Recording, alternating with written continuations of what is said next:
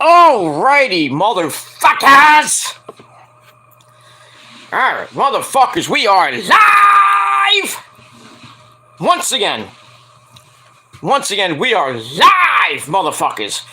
Right here, once again, on the Peter fucking Gilmore channel, youtube.com/Peter Gilmore. Thank you all for watching on this late Saturday night, April the 2nd, 2022. Right here on the Peter Gilmore channel. Like I said, I am your host, Stone Cold Peter Gilmore. But you knew that already. But this is your Peter Gilmore here. And I'm sorry, I'm just a little bit excited, but everything. But thank you all for watching here on the Peter Gilmore channel. I'm Peter Gilmore. Thank you for watching. Make sure you like the video. Hit that subscribe button down below on this channel and all my other channels, which are down there in my pants. As always, in the description box. And don't forget to friend me on Facebook, follow me on Twitter and Instagram, share the video all over the internet.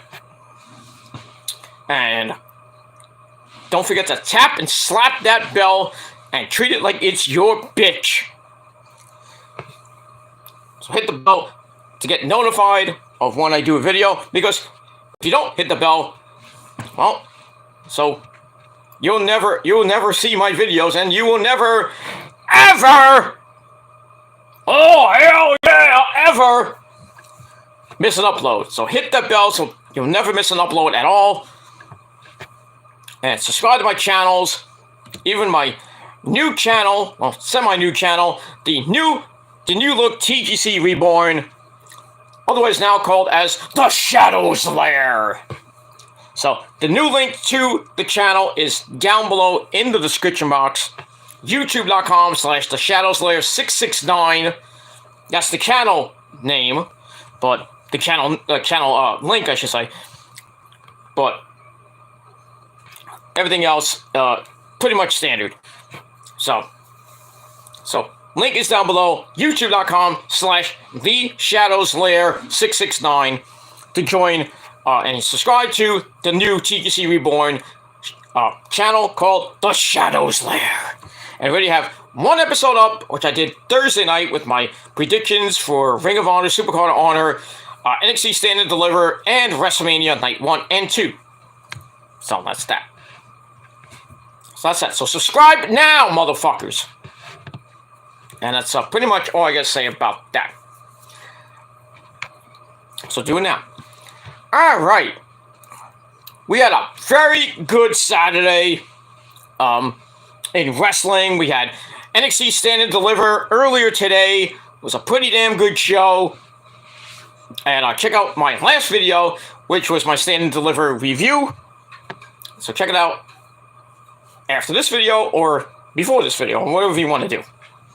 But link will be in the description box anyway, just in case, you're watching from a different channel or something like that. That's it. Alright, chat room is open. We got the Shadow Queen here. We're not on the Shadows Lair channel today, but tomorrow we will be. I was going to do my Ring of Honor review tonight, or right now, but I was like, you know what? Fuck it. Let's just do night 1 and then night 2 tomorrow night. I would have done a full thing, but I don't care. I'd rather just do the review now, so I don't do a whole humongous review tomorrow night, when night 2 ends, which will probably be ending around the same time as night 1 ended, which was like 45 minutes ago.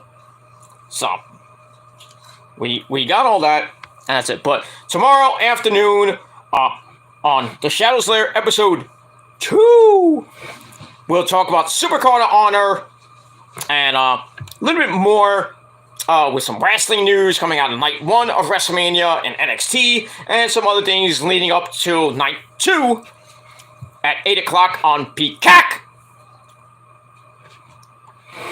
And that's pretty much all I gotta say about that. So I know it's been a long day, everybody. You've been basically up since 12 o'clock this afternoon, watching Stand and Deliver, which ended around 3:30, closer to 4 o'clock. and then doing reviews and reactions and eating in between, and maybe taking a nap right before WrestleMania, or if you were on J-Man's stream, 6.5 hours. Crazy stuff, but he did it. He's gonna do it tomorrow too, so for night 2. So I think that's burnout, but that's just me. But it is what it is.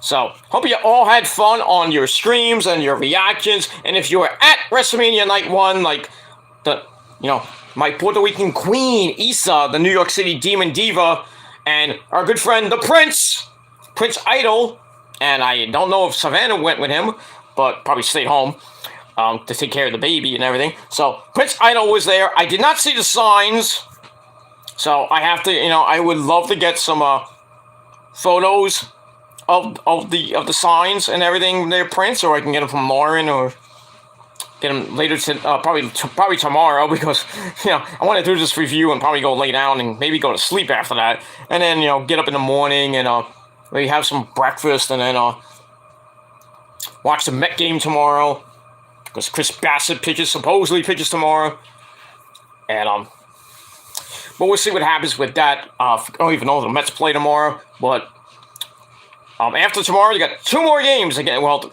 the final 2 games, Monday and Tuesday, in Florida against the Washington Nationals. Then they got Wednesday off. They're gonna fly up to Washington, probably after the Tuesday game, and then Wednesday will be practice day unless it rains, which I think is supposed to rain in Baltimore, well, in Washington D.C. / Baltimore. But they will get the game in on Thursday and Friday. I hope Saturday too, because it's gonna be a little bit rainy here in the Northeast. Especially Wednesday into Thursday into part of Friday here in the Northeast. So that Yankee game against the Red Sox, then that might not happen. That may or may not happen. So we'll probably get a doubleheader on Friday, or they'll kind of pull it back. Maybe they'll push it back till later in the season, or they'll do it Saturday or Sunday. But I would think they'll be doing something like that. But yeah, so at least I think opening day for the Yankees might be canceled. It is. We'll see what happens with that. And as far as the Mets, they should play Thursday afternoon at 4:00 on SNY, or on the SNY app. You get that for free. I think you get it for free. I hope. Or just watch it on MLB TV or wherever you can watch the stream on. If you don't have SNY on your local cable company or Dish. Well, I don't have Dish and I don't have MLB Extra Innings, so I'm not going to waste my time paying $100 for $100 and some odd dollars for the entire season. No, thank you. No, spank you. So, like that. But yeah, so spring training is about to end. We got the final 3 games with the Mets and the Yankees. Chris Bassett should pitch tomorrow. Today, well, got some more bad news today. If you're a Met fan, you don't want to hear more bad news. Max Scherzer was supposed to pitch a minor league game this morning at 10:30, but had to pull out of that, and I think he was supposed to start the game, I think, today. But they pulled him from that because he had tightness in his hamstring. But he played catch and everything. He felt good, but going on the mound, it was tightening up. So he's taking a couple of days off. He says, he's had this before. And, opening day is in doubt for Max Scherzer to debut for the Mets in Washington, his former team, or one of his former teams. So, I don't know what's going to happen with Scherzer. I hope he can pitch opening day. If not, then I would probably rest him for at least a week. So I would go with Bassett, Walker, Carrasco, and then McGill.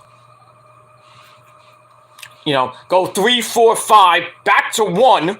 So Scherzer, if he's feeling better by Sunday or maybe by Monday in Philly, or next Monday in Philly, that'll be Scherzer's debut for the Mets. And as far as the DeGrom goes, like I said last night, he had an MRI, and they found a stress stress in his scapula,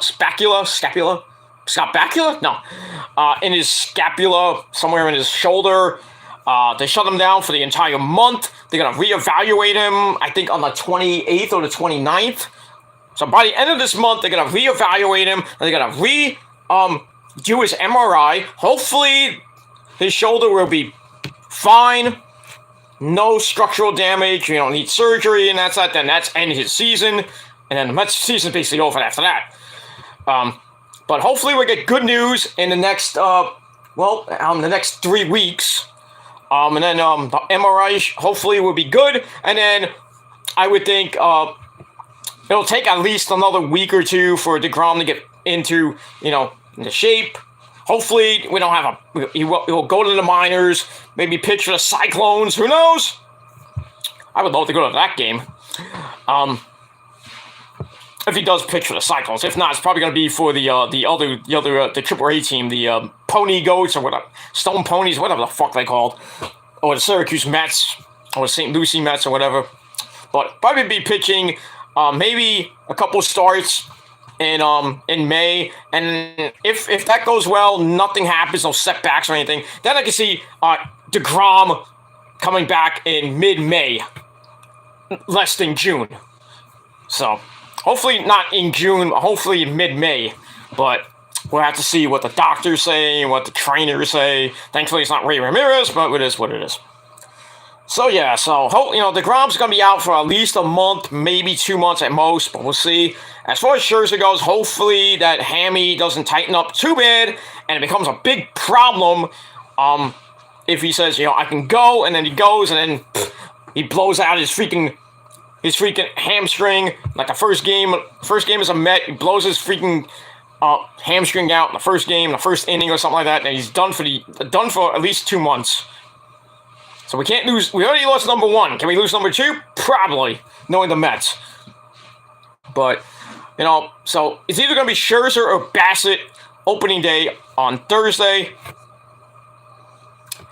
And we'll see what happens with that. There was a big trade on the table for the Mets today. They were going to send Dom Smith, and I think a couple of, I think Dom Smith, maybe some prospects, to the Padres for Eric Hosmer, for some odd reason, I don't know why, and Chris Paddock, one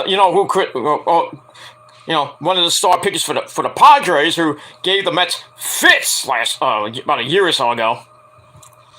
Good pitcher.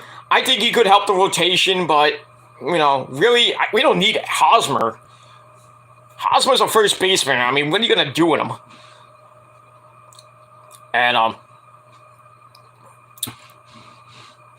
I wouldn't trade Dom Smith because I would put him as a backup first baseman on Alonso. Probably a DH as well. Because he's not going to play the outfield. So I don't know what's going to happen with that. So it is what it is. And that's that. Alright, where is everybody tonight? I mean, good lord. I mean, I was doing so good. I was getting a lot of people watching my show, and then now, I guess now, because my reputation has been tarnished, because of all the shit I've done, that I'm not getting the people I thought would be coming in. Like, well, Lauren was here. She must have stepped out. As usual, probably on 6,000 other streams, and then Nick is probably sleeping or jacking off to Asian boys or jacking off, him and his waifu Rio, probably doing it. Who knows? I don't care. Prince is already at WrestleMania, so I give him a pass. But, I mean, come on, let's get those views up and get those likes up. We got 2 likes, but that's fine. But I mean, I only got 1 comment so far. Let's get those comments coming in. Let's get the likes coming in and the views coming in. And we'll see what happens with that. So big ups to Lauren, the Shadow Queen, the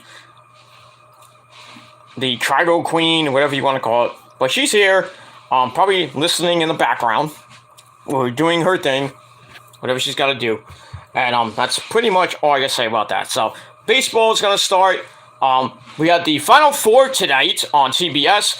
North Carolina and Duke reliving their long rivalry.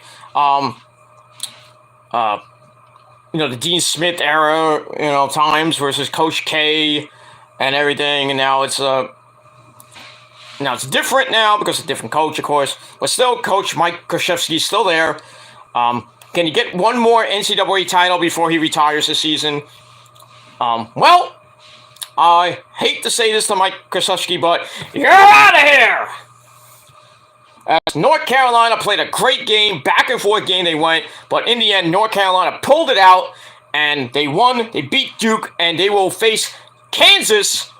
I think Monday night, and wherever they're playing that game, for the NCAA championship. That should be a pretty damn good game. Hopefully, North Carolina wins, so I win $500,000. No, so I win some money.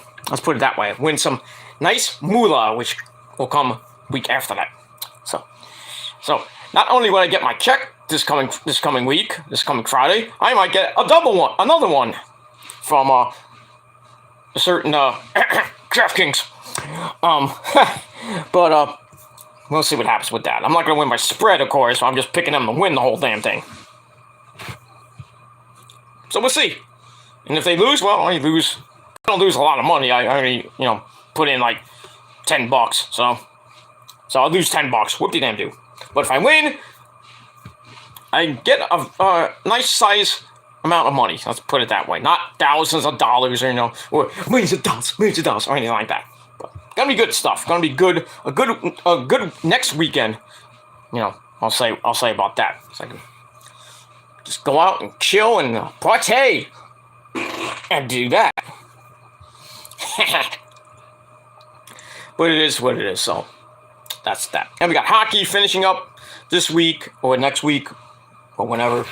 And that's pretty much it. All right. Ladies and gentlemen, on this late, now it's 1 o'clock in the morning. Let's get this done because people got to go to bed. Because, well, if you work tomorrow, well, you suck. And people want to go to bed because they've had a long day, stand and deliver, and now night 1, and they got to get ready for night 2. Well, that's later, so they can sleep in most of the day on tomorrow, and get ready for night 2.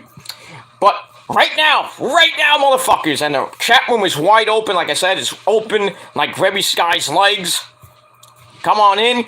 We'll chat about WrestleMania. We'll chat about anything you fucking want. Anything you want. Sex, politics, wrestling, and all that other stuff.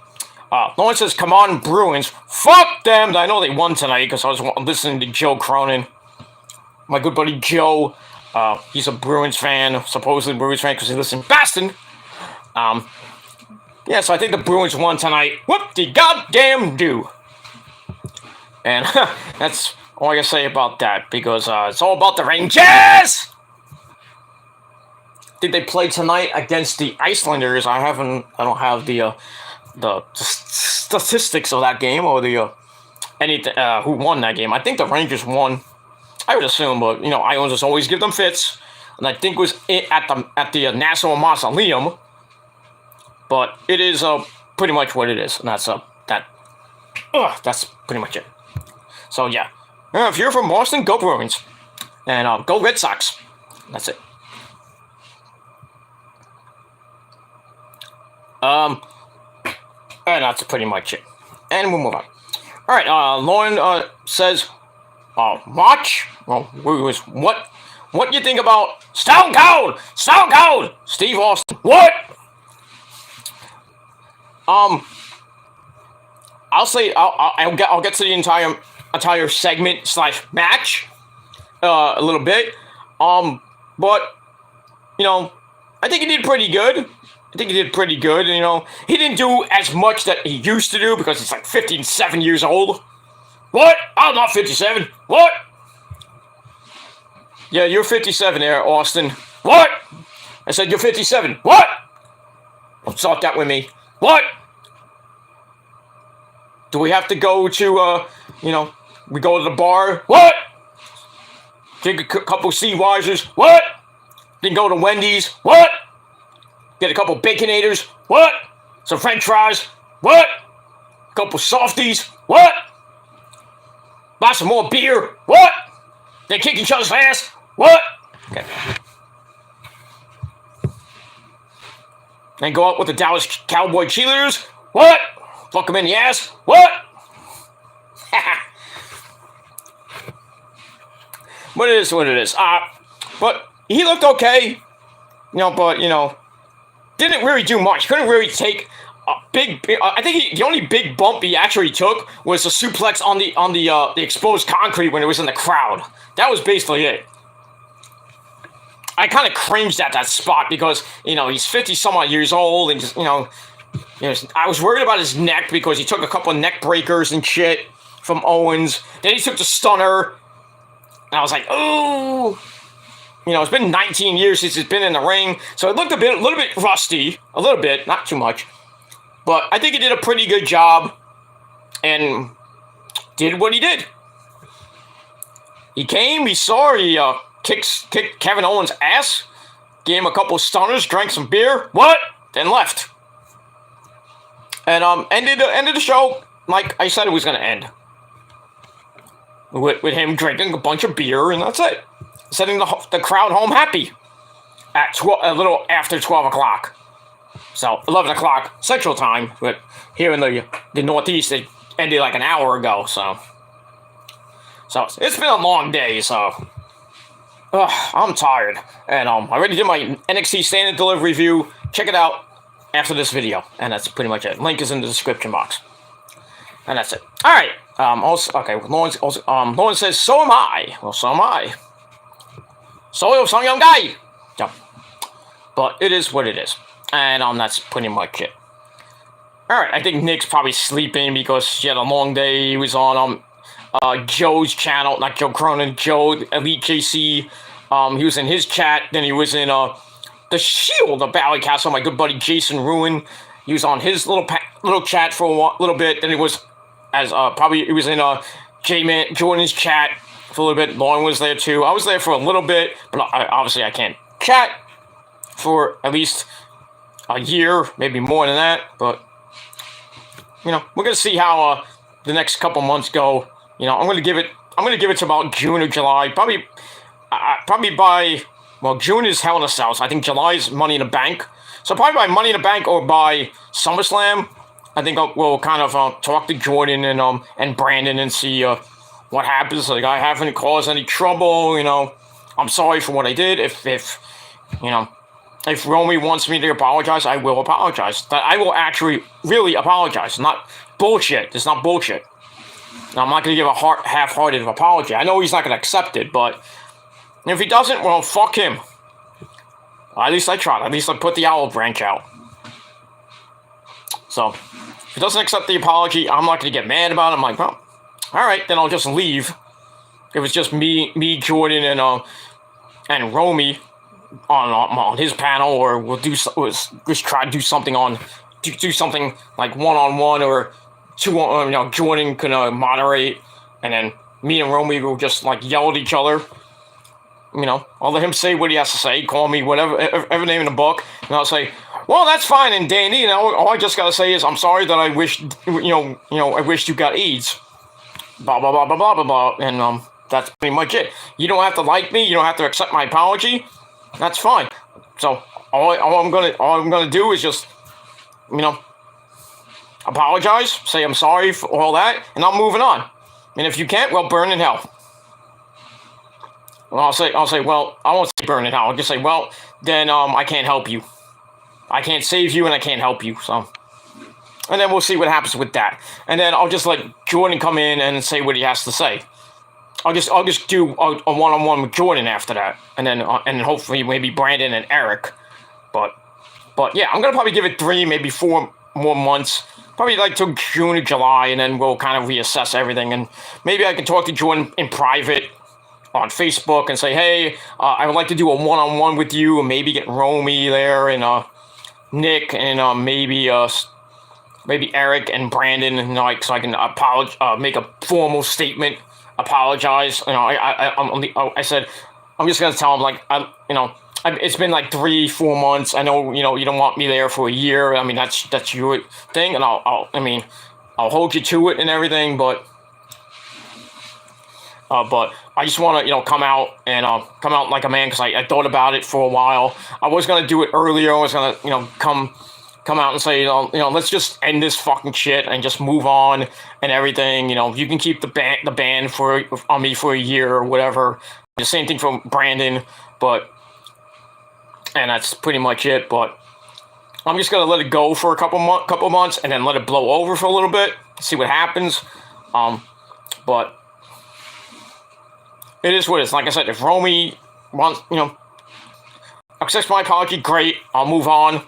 Focus on the summer and focus on the rest of my life and everything, trying to get better and, focus on my anger management and all that shit. Blah, blah, blah, blah, blah, blah, blah. Focus on my life and everything else, and my job and everything else. But other than that, if he doesn't, and he just bashes the living crap out of me, then I don't care. People are going to say that he buried me, on CTP's thing. Really did not. Because I didn't want to be a part of it because I was really damn tired and I didn't want to, the missus was here and then I didn't want her screaming and yelling and like, hey, shut up, So that's why I didn't go on the panel. So Will and, Romy and, Daniel, Hiroshima, they can call me a pussy for not going on the panel. I had a legit reason. I was dead tired from work and I'm not going to go on a panel for another 3 hours and just, get, be a 5-on-1. I don't want to get gang raped without lube, you know what I mean? That's on ZTB's channel, and I know ZTB probably hates my guts still, but I really don't care. But it is what it is. But yeah, like I said, I'm gonna let it go for a couple of months, and then I'll talk to Jordan and I'll talk to Brandon privately and say, hey, let's I was thinking like we should do let's just end this whole thing with you, me, Brandon, and Romy, and Nick. Let's just end it, and I just want to move on with my life. It's been like 3 months now, so let's just let it go and everything. I'll just put out a formal statement, and then let Romy do his statement and everything, and then I'll let you guys me and Jordan will talk, and then me and Brandon will talk and everything. And then that's pretty much it. Then that should be the end of it. And then we'll have a great summer. Hopefully, maybe I can get back on the chats with Brandon and J-Man. And then I'll just won't even say much on the chat unless it's just wrestling stuff. I'll just talk wrestling. I don't have to talk. Say anything. I'll just enjoy the fucking show. And that's pretty much it. And that's it. But I think after this video, I'm actually gonna private message Jordan. I know he's probably sleeping now, but it is what it is. But I'll private message him and Brandon and say, hey, let's say I was thinking about this for tonight. I talked about it on my show. I'm gonna give this a couple months. Let this whole thing with me, you, Brandon, and Jordan and Nick. Let this all blow over for a little bit. Give it a couple months, and then we'll come back probably June or July. And then I would like to do a one-on-one with Jordan and Brandon first, and then maybe do another one with Romy, and then settle this whole thing by July or August. But we'll see what happens with that. All right, enough about that crap, because it's crap. That's it.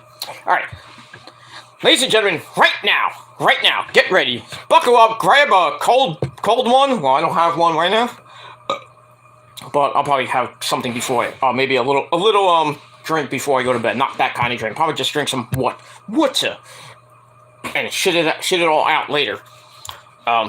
Before I go to bed. But right now, ladies and gentlemen, it is time for your late night WrestleMania 38 Night 1 review for August the 2nd. Oh, excuse me, not August. April the 2nd, 2022, from AT&T Stadium in Dallas, Texas, home of those Cowboys. And boy, were those Cowboys scared tonight. And they'll be scared tomorrow too. And Monday too. In the American Airlines Center. But that's pretty much it. Alright, so night 1. Let's talk about night 1. I thought that night 1 was gonna suck. And it started off pretty bad. With the SmackDown Tag Team title match. And then the match after that, which was Corbin and Drew And then right after the third match, it started getting good. The women's match with Bianca and Becky, I thought it was gonna be really bad, be short or really bad, or not so good. But they came out swinging, and they hit a goddamn home run. That match was awesome. I think that was match of the pay per view. Well, of night one, not the pay per view. That was great. That was very, very, very good. And then near the end, Ronda Rousey and Charlotte fucking sucked. I'm glad that Charlotte won. I was all happy and stuff. I marked the fuck out and everything, but the way she won kind of sucked too. But so we had that. And then Seth Rollins, we're hoping it would have been Shane McMahon. A lot of people still thought it was Cody, and it was Cody. And he comes out with his AEW theme song, Kingdom, and everything. And barely got a reaction. Barely got any reaction. But he put on a pretty good match with Seth. It was like maybe, I would say, co-match of the night with Bianca and Becky. And that's pretty much it. And then the main event with Stone Cold and Kevin Owens. It was a good fight. Good fight. Good night. I'm Johnny Gomez. I'm Nick Diamond. Good fight. Good night. That's it. Celebrity Deathmatch. And we'll move on from there. But other than that, the beginning of the first part of Mania was garbage. Then after from match 3 on, it was pretty damn good. So. And that's all I can say about that. So, alright, so let's get into it. Let's not waste any more time. Alright, we didn't have anything on the pre-show. We had a couple of interviews with Jake Paul, Logan Paul's douchebag brother, getting a rise out of the crowd that were outside the AT&T Stadium. But I didn't really give a shit, so I kind of muted it. So I said, fuck you, man. That was it. They had Caleb Braxton, Booker T, sucker, Kevin Patrick, JBL, and Peter Rosenberg. I thought it was Sam Roberts, but he was on the NXT show, and nobody gives two shits about Sam Roberts. Alright, so we saw some various video packages for some of the matches on the main show. And then they start talking about, Edge and AJ Styles on night 2. And some other stuff. After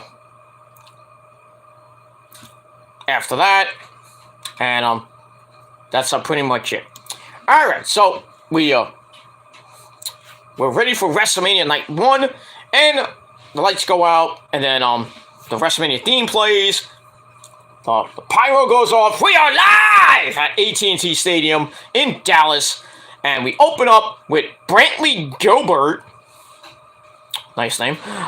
Performs America the Beautiful. Then we get a performance by those sexy, hot bitches known as the Dallas Cowboy cheerleaders. The best cheerleaders in football, next to the Niners. and a Jets flight crew. So, those are some nice, hot, sexy pieces of ish. But, no, you can't beat the Dallas Cowboy cheerleaders. They are smoking hot. Smoking hot with those double D titties. But I digress. So we had that. And got the crowd all riled up. And we're ready to go. We have our commentary teams. On SmackDown, we had Mitchell Cole and, Pat McAfee. Well, McAfee wasn't there yet, but it was Pat McAfee and Mitchell Cole. And on Raw, the usual three-man group of Jimmy Smith, Byron Saxton, and a good buddy, the Riddler, Corey Slave, basically dressed up as the Riddler without the question marks on his fucking jacket and pants. Green shirt, green suit, green pants, look like the Riddler. Just without the hat, of course. And that's it. So we had that.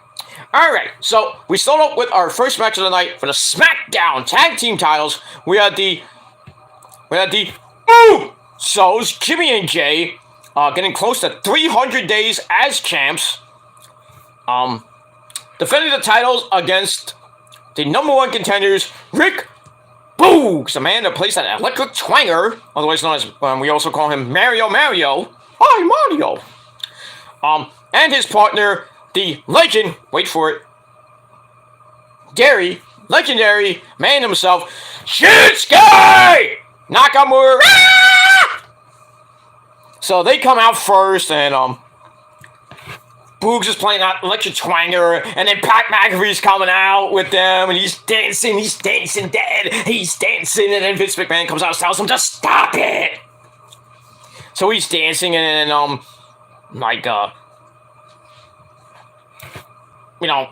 he's just being a buffoon, but a legendary buffoon, and they go up to some guy, I don't know who he was, and just hanging out with Slant and just awesome stuff, and that's it. And then the Usos came out, and then Boogs, and it is what. All right, let's get to the match. All right, so it's also with Nakamura and Jimmy. Jimmy immediately eats a kick to face from Nakamura, and he goes, "Come on!" Then he goes to work on Jimmy in the corner and gives the good vibrations, the kick, and he goes,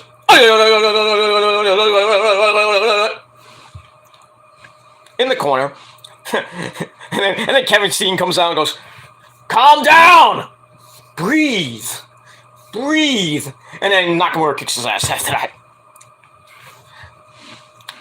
Good old War of the Worlds 2015, I think it was. Steen and Nakamura, and pretty decent match for Nakamura when he was the Intercontinental Champion, when it was an Intercontinental Championship and not the IWGP Intercontinental title. It was 2014, 2015, before Steen left Ring of Honor to go to NXT. It was around 2015, 2016-ish, I think it was. But, yeah, good stuff. But anyway, he does the good vibrations, follows up with a running knee lift, goes for the cover, and he gets a 2 count.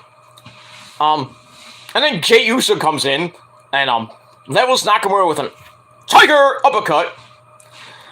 Jimmy then comes right back, chokes Nakamura over the middle rope.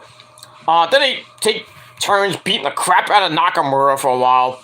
Got an old school 1905 rear chin lock. Nakamura breaks free, levels Jimmy with a spinning head kick. Then gets the hot tag to the man with the electric twanger, Rick Boogs.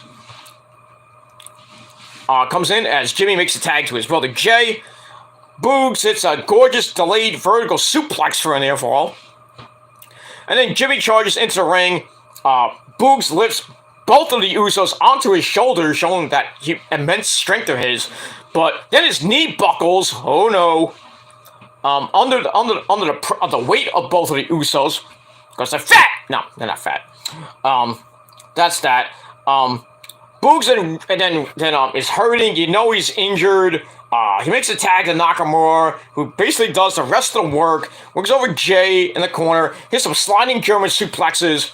He goes for the Kid Sasha! But Jay counts, makes the tag to Jimmy. Jimmy hits the so splash in the corner. But Nakamura kicks out at 2. And then Jimmy gets the tag, and basically that was it for Nakamura, because it's basically on his own. The Usos hit the 1D. Well, it's really the 3D, but they call it the 1D because we the ones. So he hit that.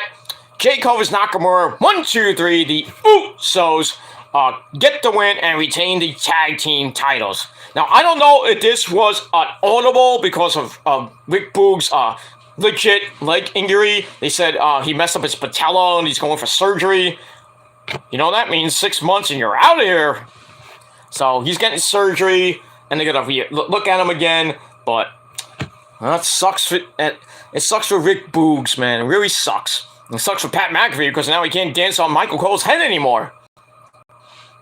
But in spirit, he will. Or they'll just get another guitarist. I don't know. Maybe Nina Strauss will come out or something like that. I don't know. Alright, but like I said, I don't know if they called it audible or the Usos were actually going to win the match, but they retained the titles in just under 7 minutes. Match was So I gave it 2.25 out of 5 stars. And that's it. And the Usos continue their reign of terror in the tag team division. I don't even know who's gonna beat him right now. I'm thinking it might be the New Day, Xavier Woods and Kofi Kingston, or maybe it might be Sheamus and Ridge Holland. But I think it's got to be a face team, so I'm thinking it's gonna be the New Day, and then the New Day will probably lose to Sheamus and Ridge, and then probably lose it back to the New Day, or the Usos get it back. Or another team comes in to SmackDown and wins that, or maybe the Viking Raiders, which I doubt. But yeah, so I think the New Day are going to become 12 or 13-time tag team champions pretty goddamn soon, and then they're well on their way to get climbing up that ladder, and well, they're not going to get to the Bushwhackers level, or they're going to get to the Dudleys level because they're 28-time tag team champions. So, not in WWE, I'm saying, of all time, 28 title reigns and shit. But right now, the New Day possibly go for Lucky 13 and get those tag team belts, hold them for a little while, and then we'll see what happens with that. But the Usos, still the champs, and they're going on to 300 days as tag team champions. And we'll see what happens with them as we start the road to Backlash, which is on May the 8th, I believe. May the 8th. WrestleMania Backlash. We'll get all that. So we'll probably see something with the Usos defending against somebody. I don't know when they're gonna lose those belts. So could be then. It could be by Hell in a Cell. It could be by Money in the Bank or SummerSlam. I think it might be by SummerSlam. Because I think the whole Bloodline storyline is probably gonna be done by SummerSlam. But we'll see what happens tomorrow with Brock and Roman, but that's it. Alright, so like I said, 2.25 out of 5 stars for all that. And don't forget the chat room's still open, so come on in and party with the king. And that's it. Alright, match number 2. We had Slappy Crappy Corbin, Baron Corbin, taking on our good buddy Drew McIntyre. And Corbin came out with his good buddy, the Andre the Giant winner of the Battle Royal, Mad Crap Moss. Now, why...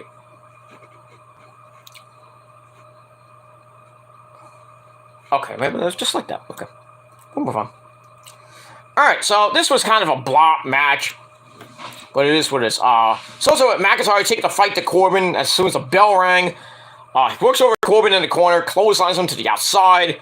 He slams Corbin's head into the ring apron, then sends him into the barricade. Ow. Then he rolls Corbin back into the ring. Corbin gets to his feet and sends McIntyre shoulder first into the ring post. Ow. Then he starts going to work on McIntyre's knee. Then he whips him hard into the corner, and McIntyre just fell in the corner. Corbin then makes the cover, only gets a 1 count. Then he hits a back suplex, goes for the cover again, another 1 count, because he's not going to win that easy.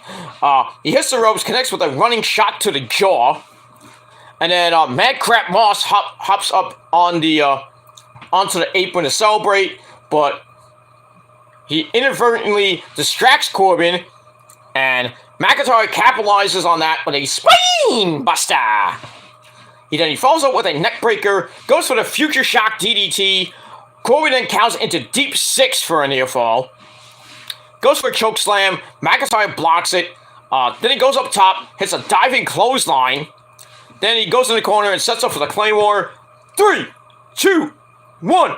But Mad Crap Moss helps his buddy roll to the outside. So then McIntyre goes to the outside.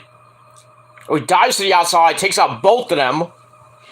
Then he rolls Corbin back in the ring. Corbin hits the end of days.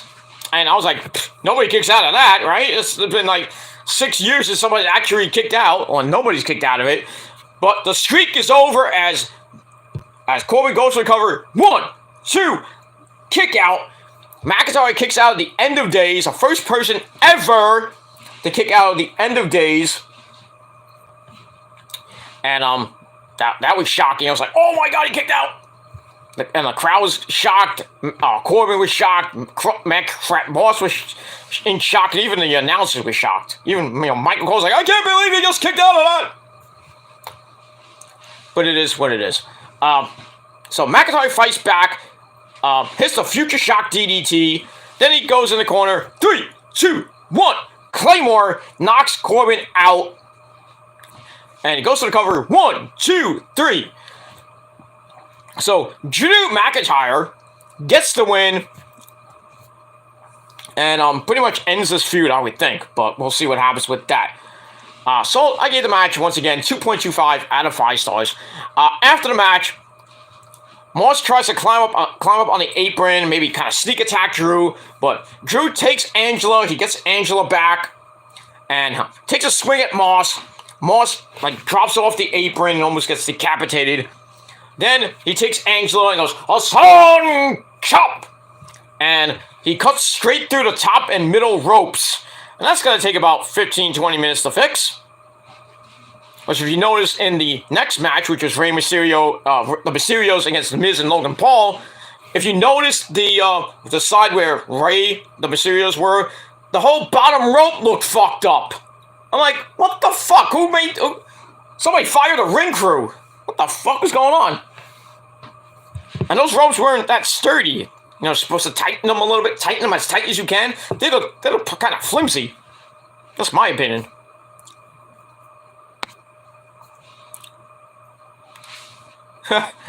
That's pretty much it. Lauren said, looks like Weekend at Bernie's Corbin.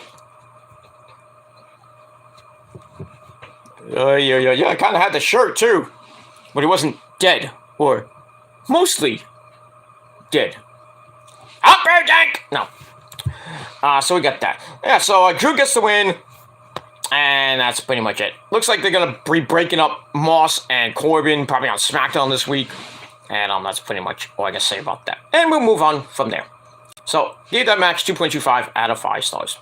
Alright, while they were fixing the ring, we had a long break with some video packages. One for the Mysterios and Logan Paul and The Miz.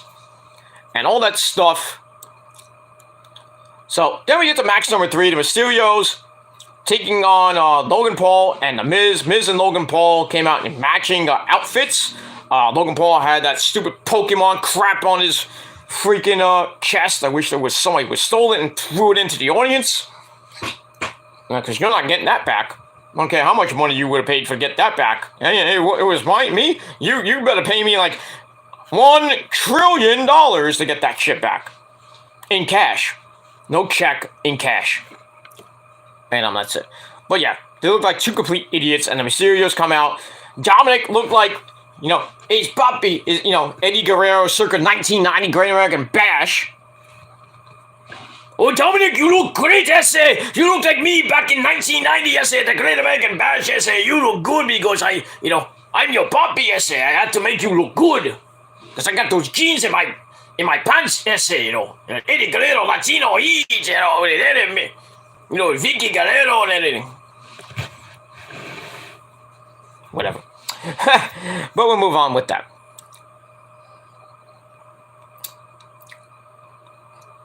So, yeah. But, so he comes out, Dominic comes out with the Great American Bash stuff from 1990, even though some people say it was similar to Los Gringos Locos gear from AAA when Worlds Collide. Was way long ago. So anyway, match was okay. I didn't like the finish at all. But anyway, so also with Rey and The Miz. Rey takes control, makes a quick tag to Dom. Dominic hits a springboard moonsault, takes out Logan Paul as he charges into the ring. Miz then rolls to the outside, but Dominic takes him out with a corkscrew dive. Then they get back in the ring. Logan Paul gets the tag. And he did pretty good. Not great as like Bad Bunny did, but I'll give him a little bit of credit for putting on some good moves here and there. But it is what it is. Paul gets the tag. He hits a power slam, which looked pretty damn good. Then he makes the tag back to The Miz. They light up Dominic with some double team kicks. Miz then knocks in a rear chin lock, circa 1905. Then he tags Logan Paul back in, basically tag team wrestling one-on-one, tag your partner in and out every so often. They whip Dominic into Paul's boot in the corner, and then Paul goes up top to the second rope, hits a blockbuster for a near fall. Like I said, he was training to do those off the top rope moves. So it gets a 2 count off a blockbuster, tags back in the Miz, who distracts the referee while Logan Paul illegally works over Dominic in the corner. But Dominic fights back with a tornado DDT to the Miz. Finally gets the hot tag to his so-called dad, Ray. Ooh, Ray goes up top, connects with a moonsault for a near fall. Logan Paul charges into ring, they go for a double team suplex, but Dominic catches Paul with a super kick. And then Ray rolls up Miz from behind for a 2 count. Ray then goes for the 3 amigos. Miz counters the third one and sends Ray into the corner. And then Logan Paul comes in and thinks he's, Eddie Guerrero essay and does the 3 amigos, which got a lot of heat from the crowd and everything. I can only imagine what Eddie Guerrero was saying and everything. Who's this son of a bitch pedo doing my 3 amigos essay? Who's this pendejo? You fucking pedo. This Logan Paul guy. He's a fucking pendejo doing my move essay. He was pissed. Eddie was pissed and, rolling over in heaven or something like that. But, yeah, so he does that, gets the crowd to yell and scream at him. Just, ugh. It is what it is. So, Logan Paul then goes up and, does the, the Eddie Guerrero, Latino, what is this pedo doing essay? Being an idiot, that's what he's doing. He hits the frog splash and looked like they were about to win. That wasn't bad. And then, Dominic barely breaks up the pin, like 2.99999. So the match continues. Paul heads to the outside. Dominic chases him back in the ring. And he trips Logan Paul, who eats a double 619 or a 1238, if you will. Dominic and Ray both go up top. They hit the Eddie Guerrero essay. This is how you do it essay. But Dominic, I do it for you. I taught you how to do it. Ray does it really bad because I do it because I'm your puppy. Dominic, don't forget, I'm your puppy essay. I'm your puppy essay. Pero, Ray Mysterio, your so-called dad Ray is a pendejo essay. Okay. So they hit Jules frog splashes, and they go for the cover. Miz barely makes the save. As Miz made the blind tag somehow way before the frog splashes happened. I didn't see it. But, blah, blah, blah. So Miz comes in out of nowhere, hits the skull-crushing finale on Ray. 1, 2, 3. God damn it. So the Miz and Logan Paul get the win. And a match I gave 2.25 out of 5 stars. And pretty much that's it. After the match, Logan Paul celebrates with the Miz, but Miz says, "Fuck you, I'm the A-lister here." Turns on Paul, hits the skull-crushing finale on him. The crowd went nuts. I was like, yay! Yes! Fuck you, Logan Paul! And fuck your brother, too!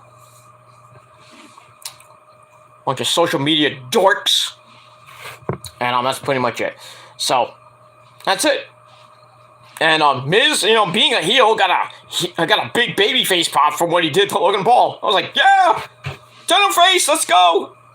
But yeah, he's probably gonna stay a heel. He just got a baby face pop for just beating up his partner, not being, doesn't want to be outstaged or anything, upstaged, anything like that. So we get that. So we'll see what happens with all that on Monday Night Raw this Monday night. But like I said, match was so I gave it a 2.25 out of 5 stars, and that's it. Excuse me. Alright, after that, we get Stephanie McMahon. The lovely Stephanie McMahon. Hi, Steph. She comes out and basically thanks the WWE Universe and introduces Gable Stevenson, who's now on the main roster. I don't know when he's going to debut on Raw, but he makes his WrestleMania debut. There you go. And then he got a pretty reaction from the crowd. Wasn't anything to find home about. And that's pretty much it for that. Then we move on. Alright, match number 4 for the Raw Women's Championship. This was match of the night, ladies and gentlemen. We had Big time Bex the Man. Becky Lynch, who came out looking smoking hot in a Lady Gaga-like get-up, as always. New hairstyle. She had makeup on her eyes. People were saying she looked like, Haley from that great group Paramore.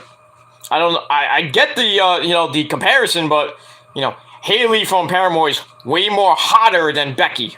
Just my opinion. But it is what it is. And no, Becky did not sing Misery Business or anything like that, That's what you get! Okay. I'm not gonna sing Paramore songs. Because I love Paramore. I love Haley. Haley's a cutie patootie.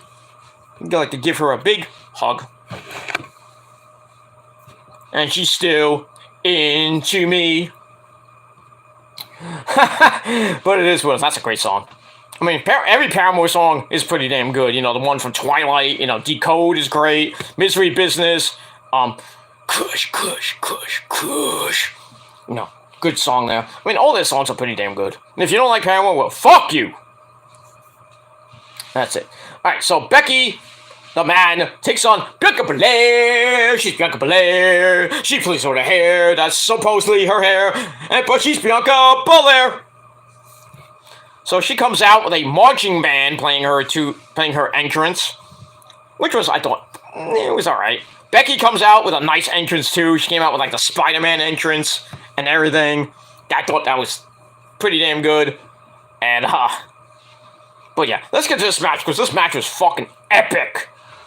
Probably I think one of the best fucking women's match this year in WWE. But I digress. So it starts up with them trying to go for a code of honor. Didn't happen. So Becky tries to go, well, actually, Bianca tries for the code of honor, like a SummerSlam, and then, she try to trick Becky and try to hit the KOD and win in like 26 seconds, but Becky's too smart for that. Goes for the manhandle slam. Bianca tries to counter into the KOD. Lynch counts into the manhandle slam again. Gets it. Looks like she was about to win in about like a minute or so. But Bianca kicked out at 2. So, Becky got a little bit shocked. It was like, oh, I couldn't win in 1 minute. What the hell? But the match continues. Becky stomps on Bianca. Gets another 2 count out of that. Bianca comes back, catches Becky with an inside cradle, circa 1922. Lynch rolls over into a cover of her own for a near fall. She pulls Bianca to the corner, goes for a moonsault. Bianca rolls out of the way. Then she locks in Becky's version of the disarmer. But Becky is too near the ropes, so the move is broken, the hold's broken, whatever. Then they trade near falls after that. Becky then uses Bianca's hair to pull her to the outside, and then sends her into the ring steps. Ow. Then Becky rolls Bianca back into the ring, hits not 1, not 2, but 3 Bexploder suplexes, goes for the cover. Bianca kicks out at 2. Then Becky starts working on the arm, drives Bianca throat first into the middle rope, kind of try to really injure Bianca, after that so-called injury from a couple weeks ago. Blah, blah, blah. And then Becky continues to go to work on Bianca, drapes her over the top rope, heads up top, hits a diving leg drop to the back of the neck. Still working on that neck and throat area. Gets a near fall out of that. Bianca comes back, leaps up to the second rope, but Becky pulls her back down to the mat, goes for the arm bar, not the disarmer, but the arm bar. Bianca blocks full extension of the armbar, like the Fujiwara armbar. Gets her legs under her and dumps Becky to the outside. Bianca then charges at Becky, handsprings off the apron, and delivers a suplex on the outside. Then they get back in the ring. Bianca goes for a powerbomb, but Becky counts into a 1905 roll-up for a near fall. Then Bianca tries for that handspring moonsault. She hits it for a near fall. What is crappy shit? Where was I? I forgot where I was. What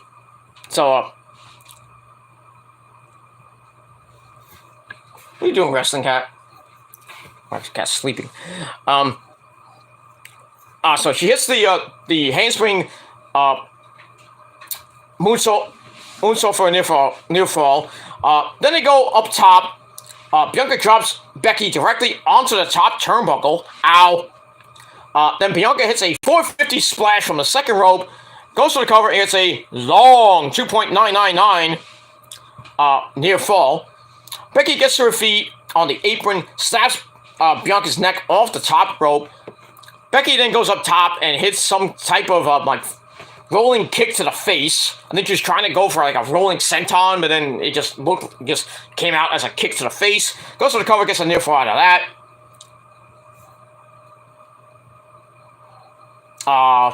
Bianca fights back with a spine buster. Goes for another handspring moonsault. Becky gets the knees up. Then she sends Bianca face first into the middle turnbuckle. Then she tries to do more damage. Bianca tries to hit the KOD over tries to bring her in with the KOD, but Becky held the ropes, so Bianca's like, well, get out of here. Sends her over the top rope with the KOD, and Becky kind of hit the apron and fell to the outside. So Bianca rolls Becky back in the ring, but Becky rolls all the way across to the other side of the ring, smart, and back to the outside. Becky then grabs Bianca's hair again, pulls her head first into the ring post. Ow! And then she goes inside. Looked like Bianca was gonna not be able to get in the ring, but she gets in at 9.559. So Becky's pissed. She picks up Bianca, hits the manhandle slam on the ring steps, and goes back in the ring. Like I said, Bianca beat the count again. Becky goes right to work with some frank, ground and pound. She's like, fucking stay down, you bitch! That's it. Then she looks to go for another manhandle slam from the corner area. Bianca flipped out of that off the second rope and then counts into the KOD. 1, 2, 3. We have a new Raw Women's Champion in Bianca Belair. She didn't really use her hair, but she won the title. Okay, I made that. That's stupid, but anyway. So Bianca Belair is now a two-time champion. Won the Raw Championship now, and then the SmackDown Championship last year. So she has won back-to-back women's titles at WrestleMania. So that's a pretty good accomplishment. And she ends Becky's long reign of terror since SummerSlam. And she finally beats Becky to get the title. And that's that. Match was awesome. 4.25 out of 5 stars. Just an amazing match. And give it up to Becky. Like I said, held the title for so long. Now she's probably gonna ask for her rematch. I think there will be a rematch at WrestleMania Backlash. I don't know if there'll be a stipulation in that match. Which if I would have done, have Bianca win, and then Becky maybe getting it back at Backlash in some type of title versus hair match. Or they'll do something on Monday night. Becky will come out saying, I want my rematch that I'm obligated to get. So, we'll get all that and a bag of chips. And we'll see what happens on Monday Night Raw. Match went about almost 20 minutes. Well, a little over 19 minutes, I should say. But pretty damn good. And like I said, match of the fucking show. 4.25 out of 5 stars. And that's that. Alright, I think this is match number... What's this, match number 5? Yeah, match number 5 on the night, because there was 7 matches total. No pre-show, like I said. Alright, so we get to Seth freaking Rollins and his mystery opponent that Mystery McMahon was going to appoint. So Seth freaking Rollins comes out in some weird-looking blue-black getup that he got he probably did not get from the Men's Warehouse. Because at the Men's Warehouse, you're going to like the way you look. I guarantee it. I wish that was my sponsor. I really do. I would get free clothes from the Men's Warehouse. But it is what it is. So, Rollins comes out. He's like, come on, I don't have to wait all day. Who's going to be my opponent? So, you hear rumblings, you hear the Cody chants going around. I'm thinking, I'm going on Twitter saying, I bet you it's Seth Rollins. I bet you it's Shane McMahon, or it's going to be The Undertaker, because remember, Taker said never say never. And then a lot of all the rumors with Elias and maybe Bray Wyatt or The Fiend. But the lights go out. Well, he's waiting and waiting and waiting. And then Seth Rollins takes off his jacket. He throws it out of the ring, which then he throws it out of the ring, and then the entire ring, like, pyro goes off from the turnbuckles. I'm like, what the fuck was that about? And then the more pyro goes up the stage and then into the rest of the stage. And by the way, a lot of people asked me about the stage. I didn't like it that much. The LED stuff on by the barricade, I thought that was nice. They should keep that, but they won't. And as far as the rest of the ring was always good, and then the lights with the stars on the top, and then the LEDs on the side, that was pretty nice. Other than that, I thought the stage didn't look that great. I seen better. I think the WrestleMania 34 stage was pretty good. The 33 stage was good. Even 32 in Orlando was pretty damn good. And then I think the stage for last year's WrestleMania stage was pretty damn good. With the pirate ship and all the pyro going off on the pirate ship and shit. That was cool.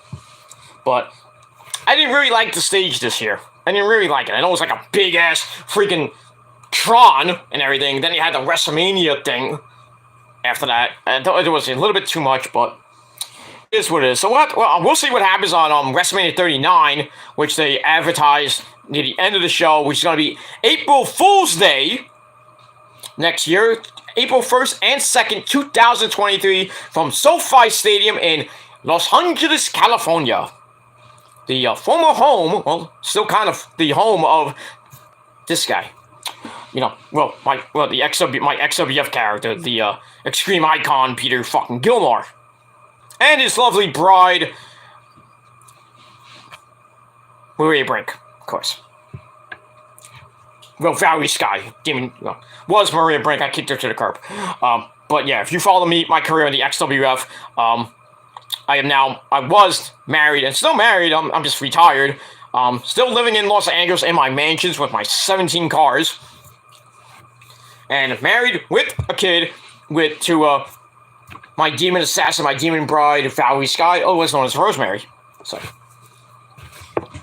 but it is what it is. And once again, congratulations to my demon bride, my demon assassin Rosemary, and our good friend Jessica Havoc of The Prophecy for winning back the Impact Women's Tag Team Championships last night at the Multiverse of Matches for Impact. So I'm happy The Prophecy gets some gold back.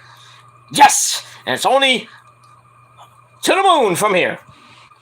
So I think Crazy Steve and Black Taurus will get those tag team belts. And I think, hopefully, either Jessica Havoc or Rosemary or maybe Sue Young gets that damn Impact Knockouts Championship. But we'll see what happens with that. Also, speaking of multiverse of matches, well, Prince did say that, he gave the breaking news, but he was wrong. Sorry. That Taya Valkyrie and John Morrison were going to be all elite. Nope. Not yet, anyway. But Taya made her triumphant return to Impact last night, or Friday night, as she came out and challenged Deonna Purrazzo, who retained her title, the Triple A Reina's title, against somebody, I forget who it was. But then Taya Valkyrie comes out and makes her triumphant return to Impact and challenges Deonna Purrazzo, I would assume at a later date, or maybe at Rebellion. I think it's at Rebellion, because Rebellion's in a couple weeks, in 25 days, I think. It's April the 28th, or when is that? The 29th or the 30th? Sometime at the end of this month. I think it's the 23rd, actually. I gotta look. But at Rebellion, we will see Deonna Purrazzo taking on the Rara Loca, Taya Valkyrie for the AAA Reina's Championship. And I think that Taya will win back the belt and bring it back to Mexico. And Deonna will probably go back to Ring of Honor. Will actually go to Ring of Honor, defend her Ring of Honor title against Willow Nightingale, the interim Ring of Honor Women's Champion, and then they'll unify the belt. And we'll see what happens with that. I really hope that. I would think Deanna's going to win. I'd love the Mercedes to be the unified Ring of Honor champion, but I think it's going to be Gianna Perazzo. Because she's had an amazing 2021 and a pretty good start to 2022. So it is what it is. And we'll see what happens with all that. So anyway. So Seth Rollins throws his jacket out in the ring. The pyro goes off. Then the pyro goes up all the way to the stage. Onto the stage and everything, blah blah blah. Then the lights go out, and I'm thinking the Undertaker was gonna come out, and it was gonna take him like 50 minutes to get to the ring. But the lights go out. Then we hear, "Every family has a kingdom," or something like that. So then Kingdom starts playing. Everybody's like, I'm like, "Oh, it's Cody! God damn it!" But then the idiots in the crowd, the WWE marks, they're all like, "Yeah, it's Cody! It's Cody!" But he comes out. He comes up from the stage and everything like he usually does. Still has the goddamn tattoos. Still looking like $1 million and everything. Comes out, goes down to the ring. The fans are still chanting for Cody. Seth's like, okay. And I'm thinking to myself, oh man, would the crowd fucking erupt if Seth Rollins beats Cody? I would have marked out. I would have gone on video and go, "Hey, Cody, you should have stayed in AEW, bitch." But, sadly he signed with WWE. But anyway, so Cody Rhodes comes out. We start this match. Match was pretty damn good. It was, pretty good. Not as great as the women's match, but pretty damn good match. And they actually billed him as the American Nightmare, Cody Rhodes, and I think it was Greg. I think was it Greg Hamilton or the other guy? I forgot his name. Jim Rome or Mike Rome, I think it was. Well, the Raw announcer goes, "The American Nightmare!" Thinking he's fucking Justin Roberts. You're not. So it is what it is. All right. So Rhodes and Rollins lock up to start. Rhodes quickly transitions to a standing side headlock. Rollins breaks free, catches Cody in a standing side headlock of his own. Then they hit the ropes, and Seth drops Cody with a shoulder block. Cody comes back and drops to the mat for the good old-fashioned Goldust or Stardust uppercut of doom.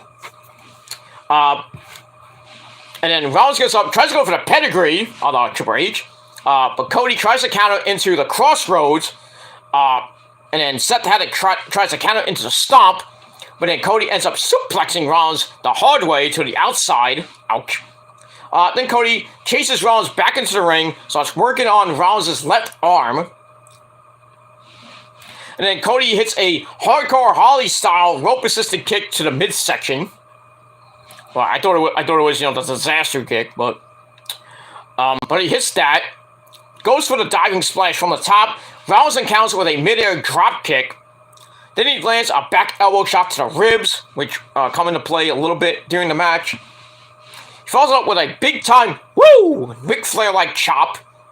Cody fights back with a power slam, a vintage Cody Rhodes power slam. Clotheslines Seth to the outside. And then Cody hits a suicide dive on the outside, sending Rollins tumbling over the announce table. Did I hit Byron Saxton? Damn. Then Rhodes rolls Rollins back into the ring, goes up top, hits a really looking moonsault for a near fall. Seth rolls to the outside. Cody follows him. Cody goes for the disaster kick off the ring steps, but Seth counts and buckle bombs him into the barricade. Ow! Then they finally go back in the ring. Rollins hits a springboard knee shot. That's kind of looked like a springboard V-trigger almost. So he hits that, follows up with a running Falcon Arrow for a near fall. Rollins then backs up, goes for the stomp. Cody counters into crossroads. I thought that was it, but Rollins kicks out of that too. Cody goes up top for another moonsault. Rollins dumps him onto the top turnbuckle. Rollins leaps up top, kind of jockey for position a little bit, but Seth wins that exchange, hits an inverted superplex for a very long 2 count, 2.999. Rollins then heads to the top, but misses the Phoenix Splash, and rolls through. Then they both slug it out in the middle of the ring. Rollins gets control with some Kawada kicks, actual Kawada kicks. Learn how to do that there, Corey Jade. Just want to say. And a rolling elbow. I thought that was it. He knocked Cody out.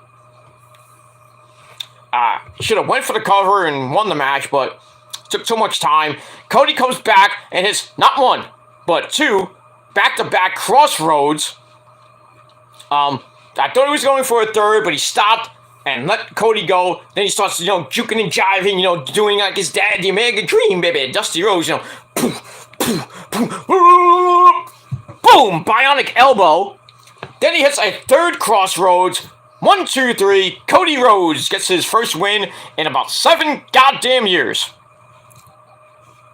Or not 7. No, whatever amount of time he's been away from WWE. I think like 5 years or something like that. But first win back in WWE. Pretty good match. I gave 3.5 out of 5 stars. So Cody Rhodes gets the win. And all that other good stuff. 21.5-minute match. Pretty damn good. Like I said, 3.5 out of 5 stars. Your second best match of the night. And that's it.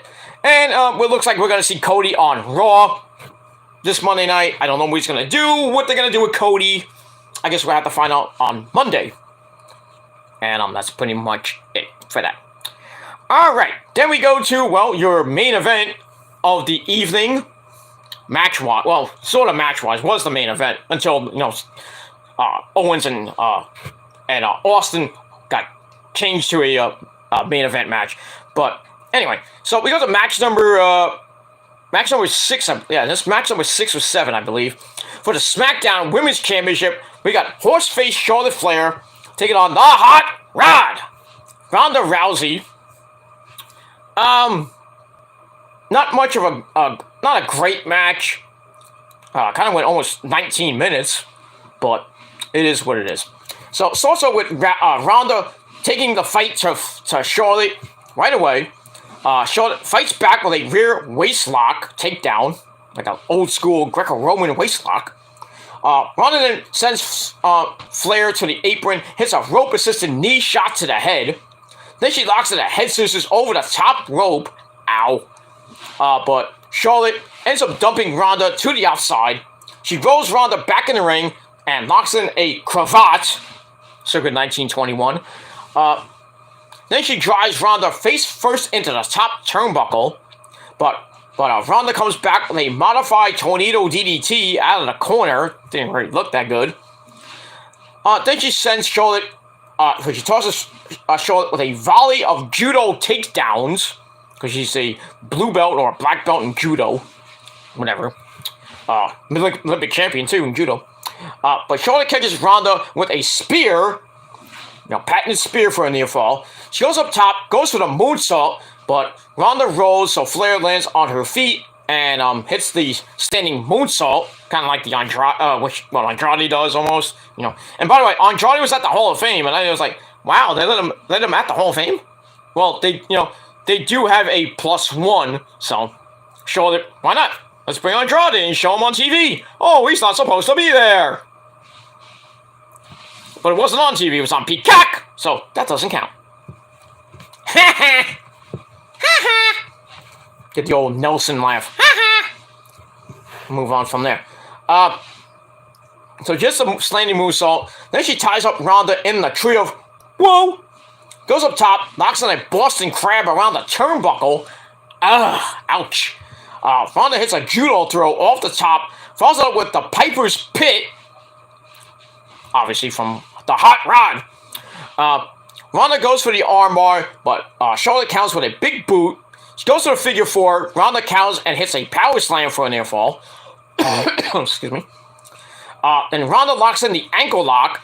Charlotte reverses into an ankle lock of her own. And Ronda rolls and launches Charlotte face first into the bottom turnbuckle. Ow.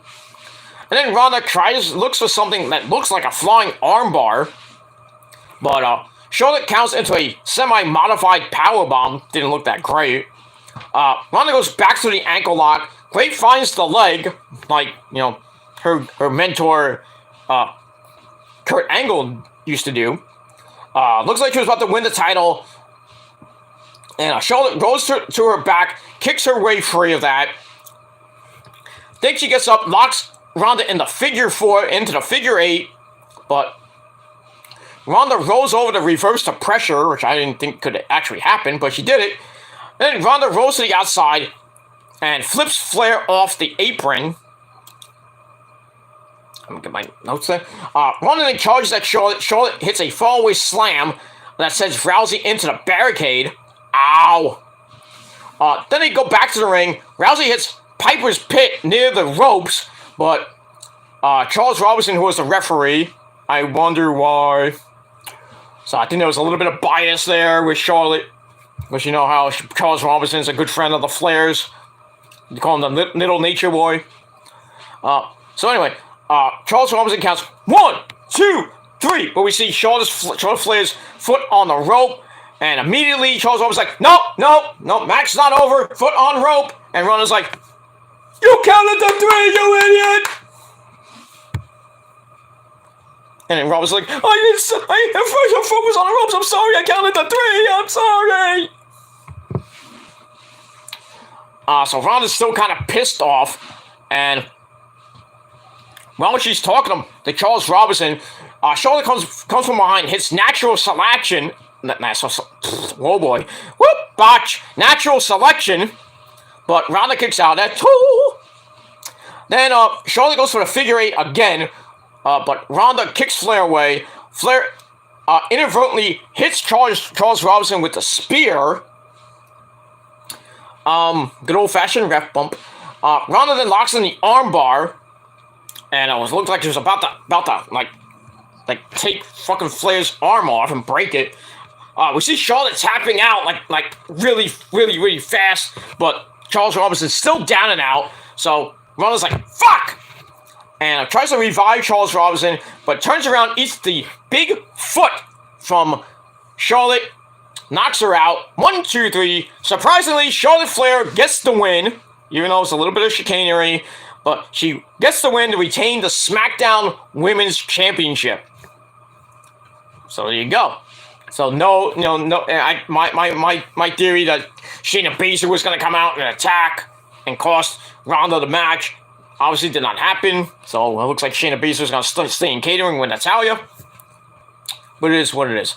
So the end of the match was kind of but still a pretty match. I gave it 2.5 out of 5 stars. Charlotte Flair retains the SmackDown Women's Championship, and I could bet there's going to be a rematch at Backlash, and I think Ronda will win at Backlash, and then hold it probably for the rest of the year going into WrestleMania 39, and then she'll lose to Becky, because Becky wants to fight Ronda at WrestleMania 39 in Hollywood, California, as WrestleMania goes Hollywood for the first time since WrestleMania 21.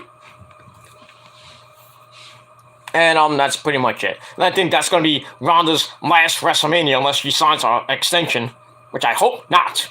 She sucks on the mic. Really sucks on the mic. And that's pretty much it. So that's what I think is going to happen. That Ronda's going to get a rematch at WrestleMania Backlash for the SmackDown Women's title. She'll win there, and then she'll go on. They maybe do one more match. Maybe they'll do Ronda Rousey, Charlotte Flair inside Hell in a Cell, which I think is kind of dumb. But knowing WWE, they'll do it. They'll probably do the same thing with Bianca and Becky. That'll end their feud, because they'll have the rematch at Backlash, and then they'll finish off the feud inside Hell in a Cell. So it'll be probably 3 or maybe 4 Hell in a Cell matches. It's kind of a little bit too much. But looks like I think they're going to have Becky and Bianca inside Hell in a Cell, and then Charlotte and Ronda inside Hell in a Cell, or maybe a submissions match. And then they'll probably have like Brock Lesnar and Roman inside Hell in a Cell on the men's side for the unified championship inside Hell in a Cell to end that whole thing. And I think Roman will win that and then lose the belt to probably Drew McIntyre at SummerSlam or at the UK pay-per-view. But it is pretty much what it is, and we'll see what happens with that. So, like I said, was an okay match, 2.5 out of 5 stars, and that's it. All right, then we go to the actual main event. It looked like a segment, which turned into a match. We had Kevin Owens and the KO show, and his guest, the Texas Rattlesnake, Stone Cold! Stone Cold! My God! Barbecue sauce, Stone Cold! And that's pretty much it. All right, so Kevin Owens comes out first. We were supposed to get the New Day versus Sheamus and Ridge Holland, but that got cut, I guess, for time. Nobody wanted to see that anyway, unless they're gonna put it on as a pre-show match on night 2, where they'll just scrap the whole thing and maybe put it on for SmackDown. Nobody cares about that. But anyway, KO comes out, welcomes us to WrestleMania main event edition of the KO show. He says he said a lot of rotten things about Texas, like if a North American was a human body, Texas would be the ass. Damn. But he thought about it, and he says, I truly apologize from the bottom of my heart. But then he's like, I lied. I don't apologize for anything. I apologize to every Texan for telling the absolute truth about their state. Then he starts berating Stone Cold. But then the glass breaks. Stone Cold comes out and goes right to the stage. And then, I thought it was like, go to the ring. Let's go. Let's finish this thing before 12 o'clock. Come on. But he stops. He goes back, and then Kevin was like, oh, I guess he's not going to fight me. But then we see Austin come on his ATV and, zoom down to the ring, at 55 miles an hour. Somebody better call the cops. Call the cops. On Austin, because he's committing vehicular manslaughter. Almost, driving down the ring, he can hurt himself or kill somebody. Good Lord. Or the cameraman, maybe. I don't know. But anyway, he comes out with the ATV. He climbs in the ring. He starts doing the, yes, motherfucker! But then, Owens like, cut the fucking music! So get down to business, and Owens tells Austin to sit down! Sit down! And reminds everyone that this is my show. And tells Austin, this is my show. You sit down on my show. That's that. So they sit down eventually. Owens then welcomes Austin to his show. Austin can't believe that KO actually wants to talk after everything he said about the great state of Texas. KO doesn't know what Owens like, what's so great about Texas? Well, those Dallas Cowboy cheerleaders, that's why. That's one. Among other things that are great in Texas is everything is big in Dallas. Especially those double D titties. But it is what it is. Those are real titties. But I digress. And then Austin says, in about 5 seconds, you're going to have 77,000 or 70, I think it was 77,899 or 75,899, somewhere around there. He says, we're going to have 75 to 77,000 people call you an asshole. Which they do on cue, because they're marks. Owen says, well, that he's a sophisticated French Canadian from Maryville, Quebec, Canada. Not from Calgary, Alberta, Canada, like our good buddy Lance Storm is, and Andre Colbiel. So he's like, I'm a French Canadian, so I'm going to move past those insults. In fact, I admit that I lied when I asked you to come on the KO show for a conversation. I don't want to talk. I want to have a fight. So I'm going to challenge you right here, right now at WrestleMania 38 in your home state, Austin, to a no holds barred match. Right here, right now. Owen says that he knows Austin realizes he can't beat him. So if Austin isn't going to accept his challenge, then he should go back to his ranch and drink a whole bunch of beer. So, then, Owen's like, well, I gotta, I might have a bad back, but I'll still kick your ass. Kind of thing. So Austin kind of contemplates it, and he says, well, I had my first match in Dallas, and I could possibly have my last match in Dallas, though there's a story about Austin coming up. So Austin's like, get me a damn referee out here. What? So a actual referee comes out. Joe Cronin was joking around. He's like, what if Austin says, I got a referee and he's a dead ringer? Meaning the Undertaker, and the Undertaker takes like 50 minutes to come out. This pay-per-view doesn't end till like 1 o'clock. But, the usual, referee comes out, and, they get ready to go. And the match was, it wasn't anything to write home about. Like I said, Austin didn't take that many bumps. It took a couple bumps, like one hard bump that was the one on the floor. And I don't know who that is. Who called me fucking 2 o'clock in the morning from a different phone number? Fucking shit, I'm not answering the phone. Fuck you. There was like what's that, a 339 number? Alright, what's a 3, what the fuck? Interrupting my show from a 339 area code. Asshole. I bet you it's a Dallas, Texas number. Actually, no, it's a Massachusetts number. I can only imagine who that is. Right there, Scroat? Fucking asshole. But we'll move on from there. But in any event, now I'm getting this fucking call. Let me, because if I know, because they do it again, then I'm gonna block this number because I don't want them mad on. That's it. Sorry about that, ladies and gentlemen. All right. So I'm not gonna go through the rest of this match. And yeah, now I get a freaking I know. I know who it is. Fucking Scroat and his little butt buddies. Fuck them. They can go to hell. But maybe it's Joe Cronin, but I don't know Joe's number, so. But I mean, probably just a waste of time number, so I just blocked it. So I'm not gonna answer your phone call. You can go to hell. And that's it. Alright, so they fight in the ring, outside the ring. Just slug it out. And then Austin grabs some beers, starts drinking liquid courage and everything. Austin launches Owens from the barricade onto the announce table. Didn't break, obviously. Brings some more beers. Then some ground and pound on the announce table. Then he rolls Owens back in the ring. Owens snaps Austin's neck off the top turnbuckle. He tries to leave on Austin's ATV, but can't get it to start. Austin attacks from behind. Then he actually gets on the ATV with KO. He revs up the engine and goes and zooms all the way up the ramp. Freaking Kevin Owens could have fell and maybe get run over. God damn. So they start fighting on the ramp. Then they get a couple of suplexes on the stage by Austin. Then they start fighting back down to the ring. And then they get in the ring. More beers more beers by Austin. He drinks. Drags Owens to his feet, hits the stunner. Or actually, Owens hits the stunner. Goes for the cover, gets a near fall. Then he grabs a chair, takes a swing at Austin. Now, Steve Coke, stop calling me, you motherfucker, because I'm gonna come to Boston and kick your fucking ass. So that's it. And that's it. So that's pretty much all I'm gonna say about that. So he hits the ropes. The chair comes right back in his face.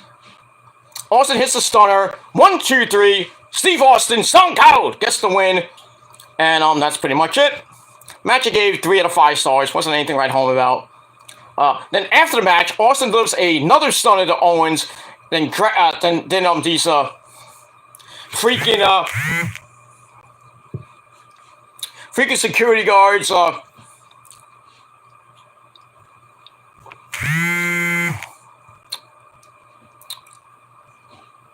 you're not calling me. Leave me alone, you fucking fat fuck. Also, I'm gonna take your phone number and send it to the Better Business Bureau and have it fucking taken away. Or I'll just call the police department in your fucking state. Because you're harassing me at 2:16 in the morning. Get the fuck out of here, motherfucker. Go fuck your whatever. Anyway, I'm not gonna worry about it.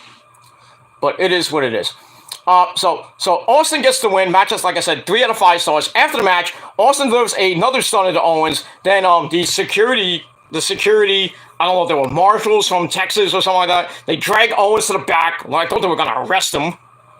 But anyway, so Austin continues the party with the crowd. Then he invites Byron Saxton into the ring for a beer, do a little toast, and Austin does what he did like a couple years ago in the Performance Center, but didn't kick him in the nuts like 3,000 times. So he hits the stunner, lays out Byron Saxton. I was happy. I'm like, yay! Now I get to take his job. But that's it. And then Austin's brother comes in and joins him in the ring for a beer, and they celebrate with the rest of the crowd. And that ends WrestleMania Night 1. And that's it. So I gave that match, like I said, 3 out of 5 stars. Almost went 14 minutes. The show ended about 12 o'clock, maybe a little after 12. But still, 4 hours of WrestleMania. And that's pretty much it. And that's it. Alright, well, welcome to the party a little bit late there, Andre Cody. He says, what's up, man? What's going on, Andre? How's it going? But that's pretty much it. But thank you for coming in a little bit late, but it's fine. Anyway, that's pretty much it. And that's my review for Night 1 of WrestleMania. And I gave Night 1, I gave it a solid 7 out of 10. I thought it was pretty good, after the third match. It was pretty damn good. Becky and Bianca was perfect, almost perfect. Seth and Cody was good, not great. And then after that, Ronda and Charlotte sucked. And I didn't like the finish of that. And then Austin and Owens, the no holds barred match, I thought it was okay, nothing great, but we all knew Stone Cold was gonna kick his ass anyway. So that's it. And that's pretty much all I gotta say about that. So once again, 7 out of 10 stars for Night 1 of Mania, and we'll see how Night 2 goes. Some good matches on that show. We got AJ and Edge. Should be a good match. And then we got the big one, the winner takes all match between Brock Lesnar and our tribal chief. We must acknowledge him, Roman Reigns, for the unified heavyweight championship of the world. And we'll see who walks out of Dallas with the unified belt. Hopefully it's Roman, but we'll see what happens with that. We've got some other matches on the show. The women's tag team match, the women's tag team title match, and a couple other matches on the show, on that card, on that night, I should say. And we'll see what happens with that. And we'll move on from there. Alright, that's it, everybody. Thank you all for watching. I apologize for the little interruptions near the end from, morons from Massachusetts, unless it was Joe Cronin. Yeah. See, these fucking calls, I mean... Now it's Locksmith 247. I got your numbers. But, I mean, I don't give a crap. If you can call my show all you want. You're not going to talk to me. So, leave a message at the beep, because I'm not calling you back. So, go fuck yourselves, motherfuckers. And that's pretty much all I gotta say about that. Alright, everybody, thank you for watching. I'm Peter Gilmore signing off. Thank you to Lauren, and thank you to Andre Cobio, my Canadian brother from the north, for watching and coming in the chat. And anybody else who decided to watch, hope you left a like. And if not, well, fuck you. And that's pretty much it. Alright, so thank you all for watching. I'm not changing my phone number either, so you can call me 55 times during the night. I'm gonna shut my phone off eventually, so go leave a message, asshole. Or I'm just gonna block your phone number. And that's pretty much all I gotta say about that. So that's it. Thank you all for watching. Peter Gomez signing off. Rock on and rock hard with your Kokute. And if you're not down with that, you motherfuckers that interrupted me, if you're not down with that, learn to live with it.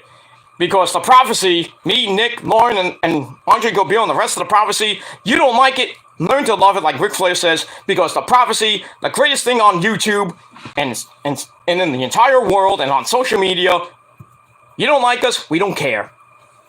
And that's all I gotta say about that. So for me and the rest of the prophecy, you don't like us, we got 3 words for you. Fuck you, man.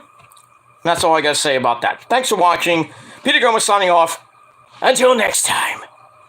Peace. Ha! You sons of bitches.